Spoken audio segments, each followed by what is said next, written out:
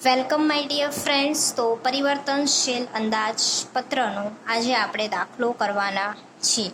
Okay, તો આગળ એક વિડીયો બનાવી દીધો છે કે એકાઉન્ટ 8માં તમારું સિલેબસ શું છે, તમારે એમાં કઈ રીતે તૈયારી કરવાની છે અને આપણી વીએનએસ જૂની એક્ઝામમાં શું થવાનું છે, યુનિવર્સિટીની એટીકેટીની એક્ઝામમાં પાસ થવાનું છે.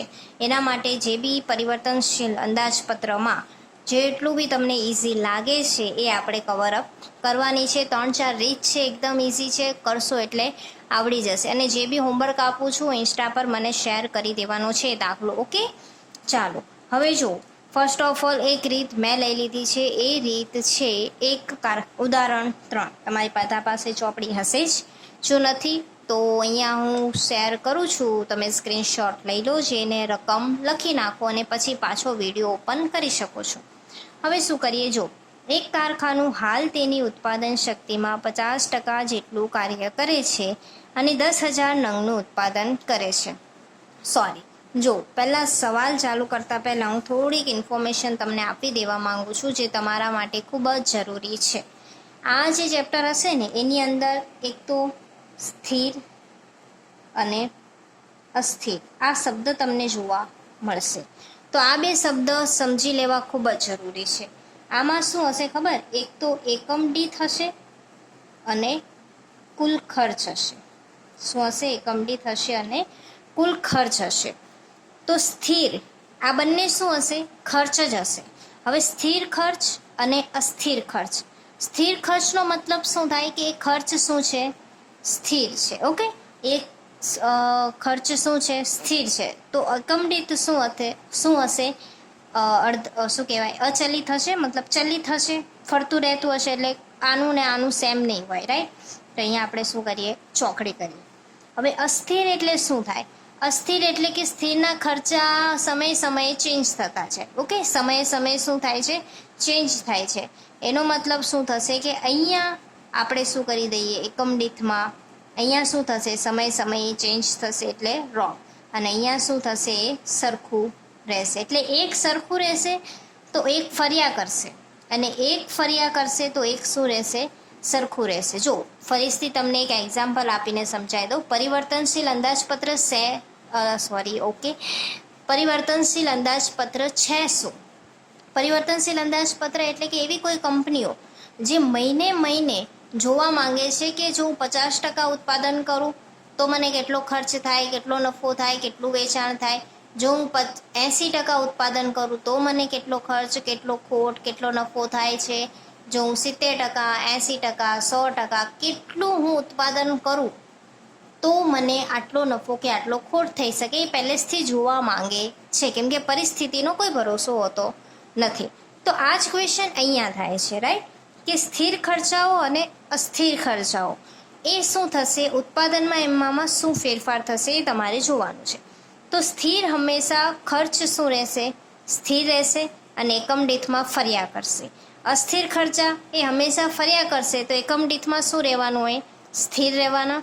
આટલું તમારે ગોખી નાખવાનું. સ્થિર હશે તો ખર્ચ હંમેશા સ્થિર હશે, અસ્થિર છે તો ખર્ચ સ્થિર હશે નહીં.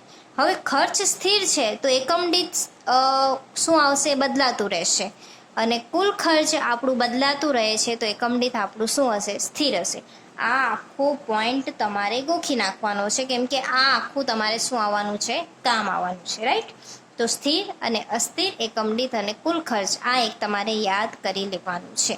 હવે દાખલો વાંચતી વખતે સૌ પ્રથમ તમારે એ જોઈ લેવાનું છે કે આ માહિતી કેટલા ટકાની આપી છે. તો અહીંયા ઉપર તમને શું કહી દીધું છે કે એક કારખાનું હાલ તેની ઉત્પાદન ક્ષમતા કેટલી છે?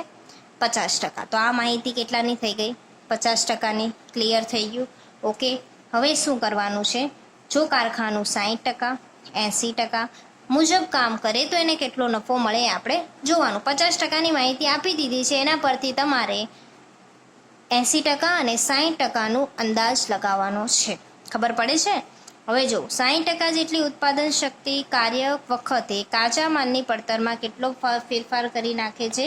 2%નો. અને વેચાણ કિંમતમાં 2%નો ઘટાડો કરી નાખે. એવું જ 80%માં કહી દીધું છે 5%નો વધારો અને 5%નો ઘટાડો. 50% જેટલી ઉત્પાદન શક્તિમાં એ લોકો કહે છે કે જેવી ચીજ વસ્તુઓ છે ને એકમ દીઠ પડતર કેટલી આવે છે, 180 આવે છે, જ્યારે વેચાણ કિંમત કેટલી છે, 200 છે. આટલી માહિતી તમને આપી દીધી છે અને નીચે કહી દીધું છે કે માલ સામગ્રી, મજૂરી, શિરોપરી ખર્ચ અને વહીવટી ખર્ચ. આ તો તમને ખબર છે કે લાઇનસર આપણે જે બી આ કોષ્ટક બનાવીએ છીએ તો ઉપર માલ સામાન, મજૂરી આવશે, પછી કારખાના આવશે, વહીવટી આવશે, ઉત્પાદન ખર્ચ આવશે, વેચાણ વિતરણ આવે ને પછી વેચાણ કિંમત, નફો અને વેચાણ કિંમત. આટલું સ્ટેપ તો તમને ઓલરેડી ખબર જ હશે, રાઈટ? તો જો આટલું સ્ટેપ તમને ખબર છે. ફર્સ્ટ ઓફ ઓલ આપણે જાણી લીધું કે આ માહિતી કેટલા ટકાની છે, 50%. તો પહેલાં તમારે જેટલા ટકાની માહિતી છે એ ટકાનું તમારે શું બનાવી દેવાનું, ખાનું બનાવી દેવાનું 50%. પછી તમને બીજી કઈ માહિતી માંગી છે 60% અને 80%, તો તમારે એનું ખાનું બનાવી દેવાનું છે 60% અને 80%. બની ગયું બંનેનું ખાનું. હવે શું કરવાનું છે, 50%ની માહિતી પણ બનાવવાની છે અને 80 અને 60%ની પણ તમારે બનાવવાની છે. એટલે 3 આપણે બનાવશું એટલે તમને ઇઝી રહેશે. હવે ફર્સ્ટ ઓફ ઓલ શું આવશે, માલ સામગ્રી. તો અહીંયા આપણે શું લખી નાખીએ, પહેલાં માલ સામગ્રી લખી નાખીએ. તો માલ સામગ્રી હંમેશા શું રહેશે, સ્થિર. અમુક જે પોઈન્ટ હશે ને હું તમને ભણાવતી કહેતી જઈશ, તો એ નોટ ડાઉન કરી નાખવાનું છે. તો આપણે અહીંયા નોટ ડાઉન કરી નાખીએ કે માલ સામગ્રી, મજૂરી, આ બધા જે ખર્ચાઓ છે એ શું રહે છે, હંમેશા અસ્થિર હોય છે, મતલબ કે બદલાતા રહે છે. હવે આપણે અહીંયા જોવાનું છે માલ સામગ્રી તમને કેટલી આપી દીધી છે, 100%. બટ અહીંયા તમને એમાં ફેરફાર કરવાનું કહી દીધું છે, તો એ પ્રમાણે આપણે ફેરફાર કરી લઈએ. 2% વધારે થાય છે, કાચા માલની પડતરમાં 2% વધારો કરવાનો છે, તો આપણે કરી નાખીએ 2%નો વધારો. તો માલ સામગ્રી છે કેટલી, 100. તો 100ના 2% પ્લસ કરશું તો કેટલા થઈ જશે, 102. તો અહીંયા શું લખી નાખીએ આપણે, 102.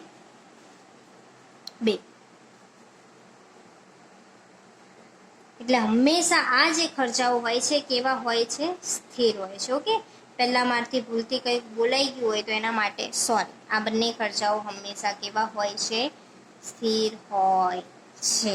મતલબ તમને વધારો ઘટાડો કરવાનું કીધું છે તો તમે એ પ્રમાણે વધારો ઘટાડો કરી શકો છો. ઓકે, હવે તમને શું કીધું છે, 50%માં તો તમને 100 કીધું છે, તો આપણે અહીંયા 50%માં તો 100 લખી નાખીએ.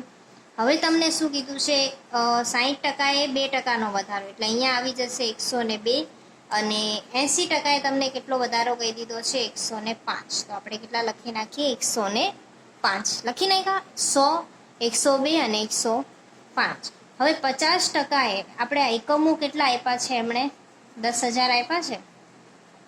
તો ફર્સ્ટ ઓફ ઓલ આપણને ખબર પડી ગઈ કે 50%એ કેટલા એકમ છે, 10,000. તો અહીંયા આપણે કરી લેવાનું 60%એ કેટલા અને 80%એ કેટલા. તો કેટલા આવે છે, 12,000 અને 16,000. અહીંયા હું ડાયરેક્ટ લખી નાખું છું, 12,000 અને 16,000 લખાઈ ગયા. હવે શું કરવાનું છે, 10,000 ગુણ્યા 100, 12,000 ગુણ્યા 102, 16,000 ગુણ્યા 105. એટલે હું તમારે કેલ્સીમાં કરવાનું છે, હું લખી નાખું છું. સોરી, અહીંયા તો તમારું 100 ગુણ્યા 10 કરશો એટલે 1,00,000 જ આવશે.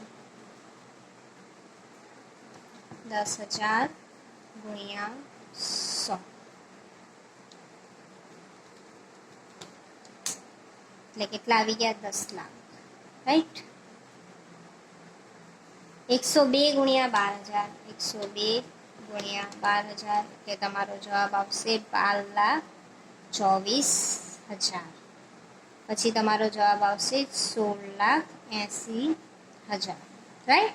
એટલે 50%ની માહિતીને ભૂલતા નહીં. મારાથી ભૂલાઈ ગઈ પણ તમારે ભૂલવાની નથી, 50%ની લખવાની. એના માર્ક્સ નથી, બટ તમને આ જો તમે લખતા જશો ને તો આ તમારું ઓટોમેટિકલી સાચું થશે. હવે આપણે લખીએ મજૂરી. હવે મજૂરી જે છે હંમેશા એકમ દીઠ કેવી હોય છે, સ્થિર હોય છે. અહીંયા હું તમને એ જ વસ્તુ કહેવા માંગતી હતી કે પ્રાથમિક પડતરમાં જેટલી બી વસ્તુ આવશે ને એ હંમેશા કેવું હશે, એકમ દીઠ સ્થિર હશે. એવું હશે, એકમ દીઠ હંમેશા સ્થિર રહે છે. હવે એકમ દીઠ અહીંયા કેટલું આપી દીધું છે, 50%એ તમને 30 આપ્યું છે, કોઈ તમને વધારો ઘટાડો કરવાનું કીધું નથી, તો તમે અહીંયા એકમ દીઠ બધામાં શું કરી નાખશો, સેમ લખી નાખશો, 30, 30 અને 30. હવે 30 ગુણ્યા 10,000, 30 ગુણ્યા 12,000, 30 ગુણ્યા 16,000. 30 ગુણ્યા 10,000 એટલે કેટલા થઈ જશે તમારા 3,60,000 અને બીજા જે વધ્યા એ છે 4,80,000. ઓકે, આટલું તમને આવડી ગયું. ટોટલ હું અત્યારે કરતી નથી બીકોઝ હું તમને સમજાવવા માંગુ છું, એટલો ટાઈમ નથી આપણી પાસે. હવે આપણે આવી જઈએ નીચે. તમને શું કહી દીધું છે, કારખાના શિરોપરી ખર્ચ બતાવી દઉં તમને. માલ સામગ્રી પતી ગઈ, એમાં જે વધારો ઘટાડો હતો એ પતી ગયો. વધ્યું શું છે, મજૂરી, એવી થઈ ગઈ. હવે આપણે આવીએ કારખાના શિરોપરી ખર્ચ. તો આ બે જે પોઈન્ટ છે ને એ બહુ જ ઇમ્પોર્ટન્ટ છે તમારા માટે. તો શિરોપરી ખર્ચ.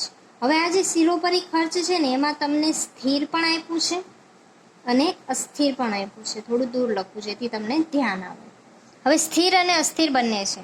તો સ્થિર હંમેશા ખર્ચ સ્થિર હોય એટલું તમને ખબર છે ને, અને અસ્થિરમાં ખર્ચ હંમેશા કેવા હોય, બદલાતા જાય. તો 50%નો જે ખર્ચ હશે એ 60% અને 80% સ્થિર જ રહેશે, એટલે બધામાં કેવો હશે, સરખો હશે. તો માહિતીમાં તમને કીધું જ છે કે કારખાના શિરોપરી ખર્ચ 40% સ્થિર છે. તો અહીંયા આપણે કરી નાખીએ 40%. ટોટલ કેટલું આપ્યું છે, 30 આપ્યું છે, તો 10,000 ગુણ્યા 30. હવે એના 40% શું છે, સ્થિર. એટલે સ્થિર કેટલો હશે, 1,20,000. તો અહીંયા લખી નાખીએ આપણે 1,20,000. એટલે સ્થિર હંમેશા કોઈ બી પરિસ્થિતિમાં સ્થિર જ હશે, તો બધામાં આપણે સેમ જ લખવાનું. અને એકમ દીઠ શું થઈ જશે, ચેન્જ થઈ જશે. એકમ દીઠ કઈ રીતે શોધવાનું, તો 12,000 ગુણ્યા 16,000 કરી નાખો, સોરી 1,20,000 ગુણ્યા 16,000 કરી નાખો, તો તમને ખબર પડી જશે કે તમારો જે 40% એ કેટલો આવે છે. અહીંયા આવી જશે તમારો 7.50 સમથિંગ, અને અહીંયા તમારો આવી જશે 10 સમથિંગ, અને અહીંયા તમારો જે છે 40% 30ના એ તમારા થઈ જશે 12. રાઈટ. હવે એવી જ રીતે અસ્થિર. હવે 12,000 છે, ટોટલ કેટલા હતા, 30 ગુણ્યા 10,000 કર્યું તો 3 લાખ આવ્યા. ભાઈ 3 લાખમાંથી 1,20,000 જાય તો કેટલા વધે, 1,80,000 વધે. તો અહીંયા શું આવશે, હંમેશા 1,80,000. બીજી રીતે તમારે જોવું હોય તો 40% સ્થિર છે, તો 60% કેટલા, એટલે 3 લાખના તમે 60% કરી શકો, તો તમને 1,80,000 મળી જાય. હવે શું કરવાનું હોય છે, અસ્થિરનો મતલબ શું થશે કે બધા ખર્ચ હંમેશા બદલાતા રહેશે. હવે એ વસ્તુ બદલાય છે તો સ્થિર શું રહેશે, હંમેશા એકમ દીઠ રહેશે. તો એકમ દીઠ શોધી નાખીએ, 1,80,000 ભાગ્યા 10, 1,80,000 ભાગ્યા 10,000 એટલે કેટલું આવ્યો, 18. તો અહીંયા બી 18 આવશે, અહીંયા બી 18 આવશે, અને અહીંયા બી 18 આવશે. 18 ગુણ્યા 12,000 કરી નાખવાના, એટલે કેટલા આવે એ લખી નાખીએ આપણે, 2,16,000, અને અહીંયા આવી જશે 2,88,000. હવે એક વસ્તુ તમને ગોખાઈ નાખું છું, શું કરવાનું છે, સ્થિર અને અસ્થિરમાં હંમેશા યાદ રાખવાનું કે ખર્ચ બધા સેમ ટુ સેમ લખો, અને અસ્થિરની અંદર એકમ દીઠ સેમ ટુ સેમ લખો. સમજ પડી ગઈ? આમાં ખર્ચ સેમ ટુ સેમ લખી દેવાના, અને આમાં અસ્થિર સેમ ટુ સેમ લખી નાખવાના. પછી શું કરવાનું છે, અહીંયા જે બી છે એના ભાગ્યા જે બી એકમો છે કરીને આ શોધી નાખો, અને આ શોધવા માટે તમારે શું કરવાનું, આ જેટલા બી એકમો છે એની વડે ગુણાકાર કરી નાખો. એકદમ ઇઝી, ખબર પડી ગઈ? ચલો જો, એવું જ સેમ ટુ સેમ વહીવટી છે. હવે મજા આવશે તમને. જો વહીવટી, વહીવટીમાં કેટલા આપ્યા છે તમને, કુલ રૂપિયા કેટલા આપ્યા છે તમને, 20. હવે 20ના 50% શું છે, સ્થિર છે. તો ટોટલ કેટલા છે, 10,000 એકમ છે 50%ના. 10,000 ગુણ્યા 20 કરો તો કેટલા આવે છે, 2 લાખ. હવે 2 લાખના એ લોકો એવું કહે છે કે 50% સ્થિર છે, તો અહીંયા આપણે 50% સ્થિર કરી નાખીએ. સ્થિર કેટલા, 50%, કેટલા છે, 1 લાખ. હવે મેં તમને કીધું એમ અહીંયા બધે શું કરી નાખવાનું, સરખા લખી નાખવાના. તો 1 લાખ બધે લખી નાખીએ. આની પછી શું કરવાનું, અસ્થિર શોધવાનું. તો અસ્થિરમાં શું સરખું હોય છે હંમેશા, એકમ દીઠ. તો આપણે આ શોધીશું. શું શોધવાનું, આ શોધવાનું. કઈ રીતે, તો 20 ગુણ્યા 10,000 કરે એટલે ટોટલ આપણી પાસે 2 લાખ આવ્યા. 2 લાખના 50% સ્થિર હોય તો 50% શું હશે, અસ્થિર. તો 1 લાખ જ કેવા છે, અસ્થિર છે. તો 1 લાખ ભાગ્યા કેટલા કરી નાખો તમે, એના કુલ એકમો કેટલા છે? 10,000. તો શું જવાબ આવશે તમારો?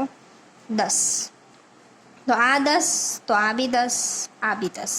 હવે અહીંયા શું કરવાનું છે? આના ભાગ્યા આ કરવાનું છે એટલે તમને અહીંયા 10 મળી જશે. આના ભાગ્યા આ કરવાનું છે એટલે અહીંયા તમને કેટલા મળી જશે? 8.33 મળી જશે. આના ભાગ્યા આ કરવાનું છે એટલે તમને મળી જશે 6.25. હવે આ શોધવા માટે 10 ગુણ્યા 12,000 કરવાનું છે એટલે 1,20,000. અને અહીંયા તમારે કેટલા કરી દેવાના છે? 1,60,000. ખબર પડી ગઈ? કેટલું ઇઝી સ્ટેપ. આમાં જે ઇઝી સ્ટેપ છે એ શું છે? ખર્ચા સ્થિર લખી દેવાના અને અસ્થિરમાં એકમ દીઠ સ્થિર લખી દેવાના. બસ બીજું કશું જ નથી. અહીંયા એક પોઈન્ટ જે બાકી રહી જાય છે એ તમારો એ જ છે કે વેચાણ કિંમતમાં આ લોકોએ 2% ઘટાડો કર્યો છે અને બીજામાં 5% ઘટાડો કર્યો છે. તો એ ઘટાડો કરી નાખીએ ને આપણે, એમાં આપણને કાંઈ ડાઉટ નથી. હવે અહીંયા શું આવી જશે? તમારી કુલ પડતર આવી જશે. અહીંયા તમારી બધામાં શું આવશે? કુલ પડતર. ટોટલ હું હમણાં હાલ ફિલહાલ કરતી નથી. તો તમારી જે આની કુલ પડતર છે તમારે લખવાની છે. કુલ પડતર તમને 50%ની આપી છે 180 અને વેચાણ તમને આપી દીધું છે 200. તો તમારો નફો કેટલો થશે? 20 રૂપિયાનો. રાઈટ. હવે 180 પડતર આ તમને આપી છે. તો એકમાં એ લોકોએ 2% ઘટાડો કરવાનો કીધો છે. તો 180 ગુણ્યા 2%. વેચાણ કિંમતમાં ઘટાડો કીધો છે ને? હા. તો 200 ગુણ્યા 2% એટલે 200 ગુણ્યા 2% એટલે 4 રૂપિયા તમારે માઇનસ કરવાના. એટલે અહીંયા આવી જશે 196. અને અહીંયા કેટલા કીધા છે તમને? 5%. તો 200ના 5% તમારે માઇનસ કરી દેવાના છે. રાઈટ. તો એમાં તમને જવાબ આપી જશે 190. કેટલા આવશે? 190. હવે સિમ્પલ છે. 190 ગુણ્યા અને 196 ગુણ્યા અને 200 ગુણ્યા એના એકમો તમે કરશો એટલે અહીંયા તમને ફાઇનલ જવાબ મળી જશે. આ ફાઇનલ જવાબમાંથી જે બી નફો છે એ બાદ કરી એટલે તમને પડતર મળી જશે. પડતર તો તમને ટોટલ કરશો એટલે મળવાનું જ છે. પડતરનું ટોટલ નથી કર્યું. જે હવાલાઓ છે એ મેં તમને સમજાવી દીધા છે. ઓકે. તો આટલો જ દાખલો હતો જે તમારે સમજવાનું હતું. જે મેઇન રીત હું તમને સમજાવવા માંગતી હતી એ રીત એ જ હતી કે સ્થિર અને અસ્થિરમાં તમારે ધ્યાન રાખવાનું છે. હવે પછીનો જે દાખલો હશે ને એમાં શું ટ્વિસ્ટ હશે હું તમને કહી દઉં. આ બધું તો તમારે શોધી જ નાખવાનું છે. હવાલામાં તમને કીધું હશે કે સ્થિર જો તમારો 1,20,000 છે ને તો 60% એમાં 5%નો વધારો કરો, 80% એના 5%નો વધારો કરો. બસ આટલો ફરક હશે. એવા હવાલા આપણે સોલ્વ કરશું. એકદમ ઇઝી છે, કોઈ ટેન્શન નહીં. સ્ટેપ ખબર પડી ગઈ. પહેલાં તો દાખલામાં જોઈ લો કે કેટલા ટકાની માહિતી આપી છે. બીજું, બધા જેટલા બી ટકા શોધવાના છે એના એકમો શોધી નાખો અને એ શોધ્યા પછી દાખલો લાઇનસર ચાલુ કરી નાખો. એકદમ ઇઝી. ઓકે. નહીં ખબર પડી હોય, કોઈ પણ કન્ફ્યુઝન હોય, કમેન્ટ કરી દેજો. અને હોમવર્કમાં જે દાખલો મારે તમને આપવાનો છે એ પણ હું તમને આપી જ દઉં, જેથી તમને મને ફટાફટ કમેન્ટ કરી નાખો. સેમ ટુ સેમ દાખલો છે, કોઈ બી પ્રકારનો એમાં ફરક નથી. આ ત્રીજો દાખલો. કયો દાખલો? ત્રીજો દાખલો તમારે મને ગણીને આપવાનો છે. ત્રીજો દાખલો નહીં. ત્રીજો દાખલો તો આપણા જેવો છે. અલા શું કહેવાય, મેં તમને પછી જે રીત શીખવાડી ને એના જેવું છે. એટલે તમે એ નહીં કરી શકો. એટલે તમે આ કરજો. બીજો દાખલો. રાઈટ. બીજો દાખલા જે છે ને એ તમારે કરવાનો છે. એ સેમ ટુ સેમ એવો છે. ઓકે. બીજો દાખલો HW અહીંયા કરીને કહી દઉં છું. બીજો જે દાખલો છે એ તમારે ગણવાનું છે. જેમની પાસે બુક નથી એ મારા સ્ક્રીનશોટ લઈ શકે છે. મારી જે ઇન્સ્ટાની સ્ટોરી છે એમાં પણ હું શેર કરી નાખીશ. એટલે એ બીજો દાખલો મને જોઈએ. ઓકે. વિડીયોના જેટલા વ્યૂઝ હશે ને એટલા મને કમેન્ટ બી જોઈએ એન્ડ મને ઇન્સ્ટા પર મેસેજ જોઈએ. એટલે મને ખબર પડે સ્ટુડન્ટ ભણે છે. બીજો દાખલો સ્ક્રીનશોટ લઈ લ્યો ફટાફટ. જવાબ બી તમારી પાસે છે. જવાબ આવી જાય ને એટલે યસ મેમ કરીને કમેન્ટ કરી દેજો. જોઈ લો. આ દાખલો છે પેજ નંબર 109 અને 108. ઓકે. સ્ક્રીનશોટ લઈ લીધો હોય તો દાખલો ગણી રાખજો. આ પ્રકારનો કંઈક દાખલો છે. Okay. Thank you so much for watching. And જે બી સિલેબસ મેં તમને સમજાવ્યો છે વિડીયો જોઈ લેજો એટલે વાંચવામાં ખબર પડી જશે. જે બી વિષયમાં કેટી છે કમેન્ટ કરી દેજો, એના વિડીયો બનાવશું અને બરાબર તૈયારી કરશું. Thank you so much. Tata bye bye.